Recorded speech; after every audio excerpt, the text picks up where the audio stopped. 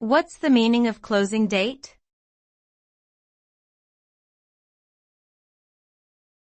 Closing date.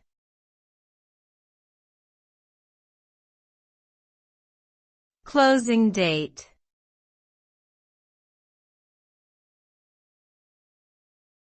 Closing date.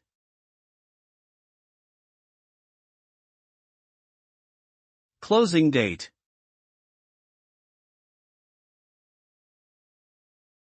The closing date refers to the final date or deadline for submitting a particular application, proposal, or request.